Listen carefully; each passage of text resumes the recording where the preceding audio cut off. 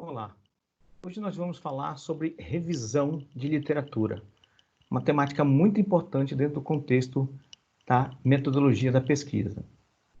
Revisão de literatura é uma metodologia que se desdobra em vários possíveis métodos, utilizando várias possíveis técnicas e fazendo utilização de inúmeras tecnologias.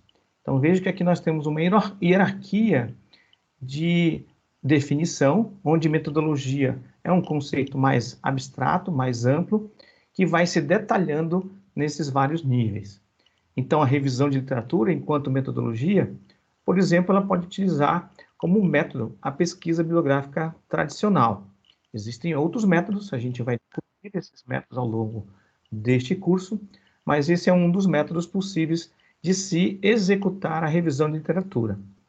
Esse método, ele pode, então, estar utilizando várias técnicas, como a técnica PICO, 5W2H, bottom-up, fichamento, que, por sua vez, essas técnicas, dentro desses métodos, vão estar utilizando, possivelmente, alguns recursos, como, por exemplo, os mecanismos de busca acadêmica, os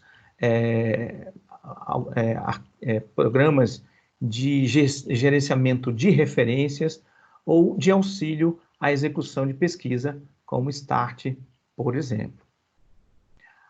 Então, a revisão de literatura, para alguns autores, ela é considerada como uma metodologia de pesquisa por si só, como se ela fosse suficiente e autônoma. Ou seja, basta fazer uma revisão de literatura, você estaria fazendo toda uma pesquisa. Outros autores já enxergam como a revisão de literatura como parte de um processo de pesquisa maior, onde essa etapa é imprescindível, mas ela é parte de um processo maior, ela não existe por si só. Em ambos os casos, a execução de uma revisão de literatura é muito importante e ela tem o seu valor individualmente. Então, a revisão de literatura é uma etapa em que o pesquisador levantará o corpo de conhecimento, também conhecido como Body of Knowledge, o BOK, de uma determinada área. Então, eu vou conseguir, através da revisão de literatura, identificar todos os fundamentos, as informações básicas, as técnicas básicas, os recursos básicos, tudo que já está consolidado, bastante aprofundado, bem conhecido sobre uma determinada área de conhecimento. Por isso que também esse BOK é denominado de estado do ofício, ou seja, o que se faz usualmente, o que se conhece amplamente sobre um determinado corpo de conhecimento. Também a revisão de literatura vai nos trazer a identificação e a busca do estado da arte de uma determinada área. Talvez você já tenha ouvido falar desse termo, estado da arte. O que é o estado da arte de uma determinada área? É um conceito muito importante, porque ele visa caracterizar o limite de conhecimento dentro de uma determinada área. Então, é saber aquilo que não se sabe sobre uma determinada área. Ou seja, dado todo um conjunto de conhecimento, é importante eu também saber o que se precisa conhecer a mais, que preciso me aprofundar no momento posterior. Então, quais são os limites daquilo que eu conheço dentro daquela área? Isso é o estado da arte. A revisão de literatura é a primeira etapa a ser cumprida em qualquer projeto de pesquisa. Então, como a gente comentou antes, muitos autores reconhecem a importância da revisão de literatura, seja como um processo individual e único, como parte de um processo maior que vai levar a outros desdobramentos, a produção de um artefato, a avaliação, etc. A grande questionamento é que ele não gera o conhecimento por si só. Ele, na verdade, está levantando, está identificando o conhecimento que existe já posto na literatura, através de artigos, de patentes, de relatórios, etc. Por isso que existe essa dificuldade de caracterizar a revisão de literatura como metodologia por si só. Mas este processo dessa identificação, a revisão de literatura, ele é publicável, porque ele é um esforço bastante grande para poder elencar e interpretar todo esse corpo de conhecimento, colocando isso dentro de uma roupagem, de uma interpretação, de uma perspectiva, que ela pode ser muito importante para conduzir, para induzir, para identificar tendência dentro de uma área de pesquisa. E isso, então, é publicável, porque ele é importante para identificar em que direção se pode prosseguir. Aqui temos, para exemplificar essa importância para vocês, uma listagem dos 10 artigos mais baixados das revistas da Springer, dentro da área de engenharia. Veja que dos 10 artigos mais baixados, isso é um bom indicativo da importância do artigo, da relevância dele para outras pesquisas. 5 desses artigos, 50%, foram revisões de literatura.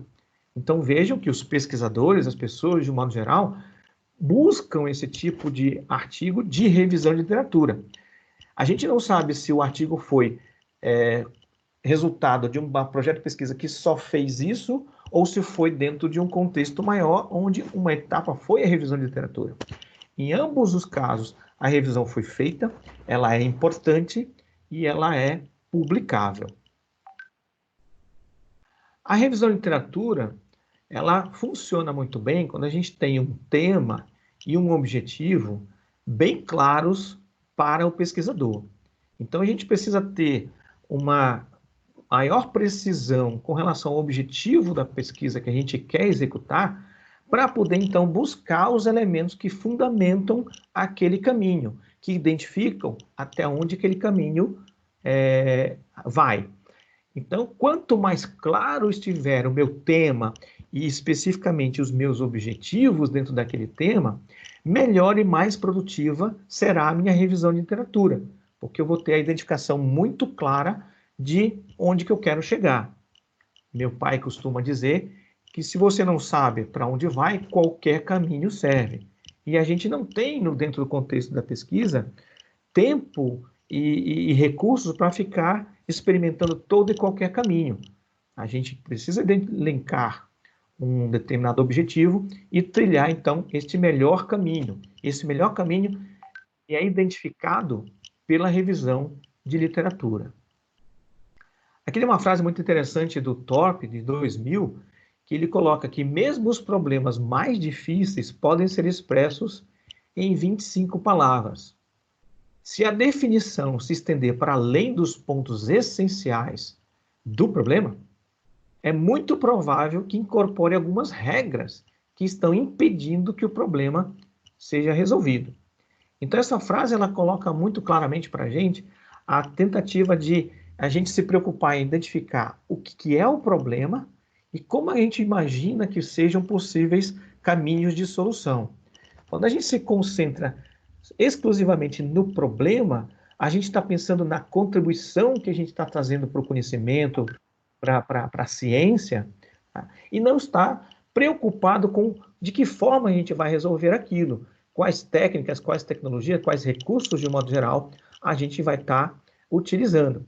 Então, se a gente pensa primeiro no problema, a gente consegue ter uma isonomia para avaliar se as melhores alternativas de solução daquele problema. Aqui entra uma experiência que a gente tem de que é muito comum a gente ver as pessoas relatando objetivos de pesquisa, de projetos, de um modo geral, mas já colocando dentro dos objetivos os recursos que querem utilizar. Então, isso é uma contaminação da ideia de identificar claramente o objetivo. O objetivo é o que você espera alcançar? Qual a contribuição que isso vai trazer para o conhecimento? Quando você tem isso claro, aí vem a questão dos recursos que você vai utilizar, que você tem, então, que comprovar e apresentar que são os recursos mais indicados ou que você acredita que sejam os de melhor solução para alcançar aquele objetivo. Se você começa dizendo, eu quero usar tal tecnologia dentro desse contexto, você já está influenciando de que você já tem uma solução escolhida e está procurando um problema para encaixar naquela produção, naquela solução. Então, tentem refletir fortemente, exclusivamente no objetivo. Onde que você vai chegar? O que você vai trazer de conhecimento novo? O que você vai contribuir para o corpo de conhecimento?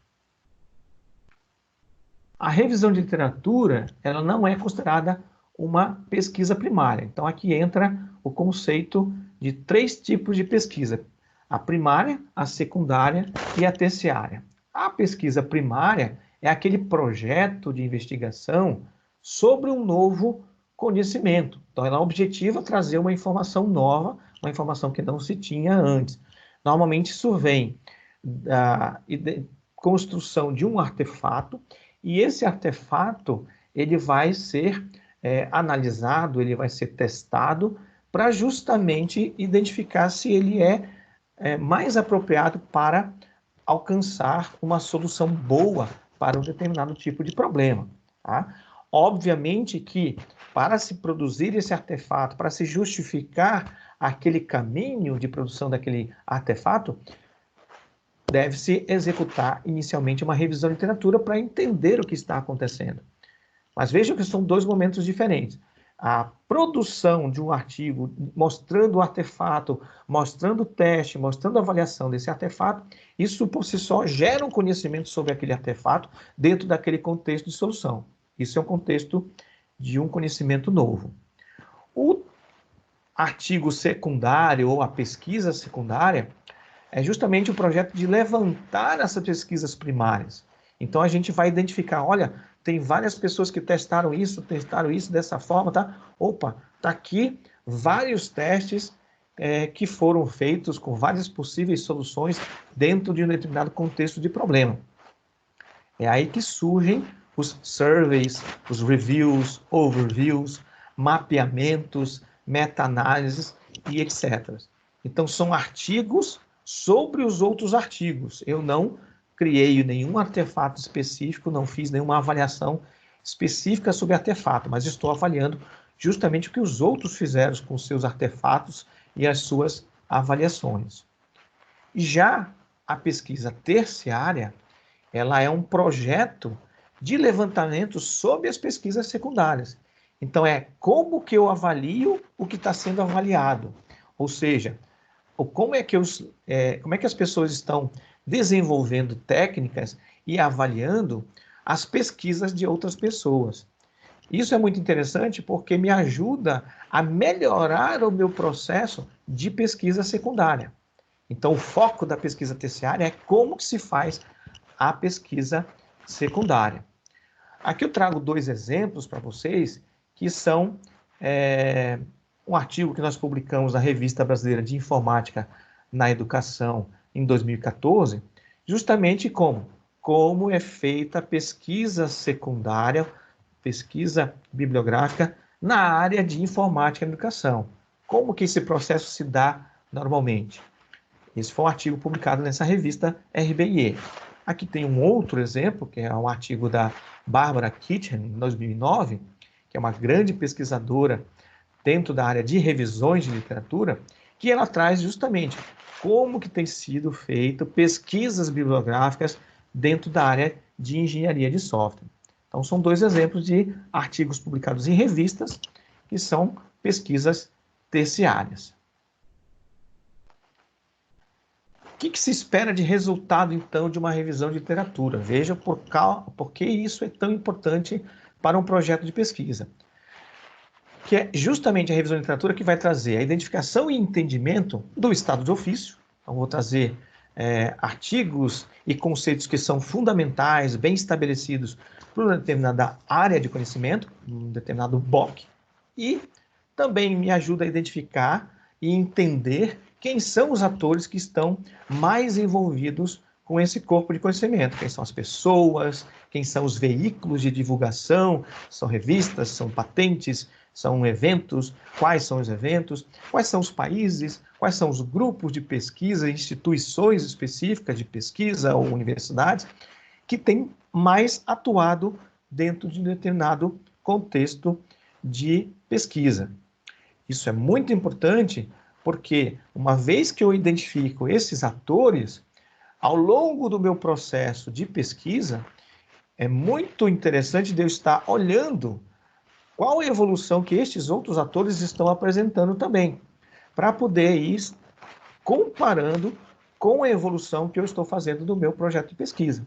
Eles estão possivelmente trabalhando num contexto muito próximo, fazendo coisas muito parecidas, que podem ser úteis para a minha pesquisa e que podem ser também uma informação importante para eu saber o que o meu projeto de pesquisa tem de diferente do que esses atores estão fazendo, para eu poder identificar onde que está a minha inovação, onde está a minha contribuição.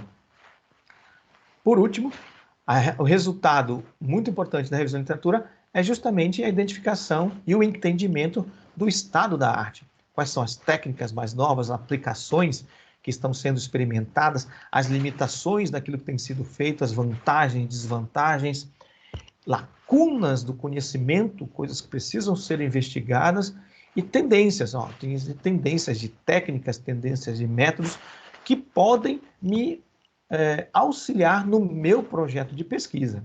Então, vejo que são resultados muito relevantes para eu poder dar o próximo passo de propor uma solução para o meu problema de pesquisa.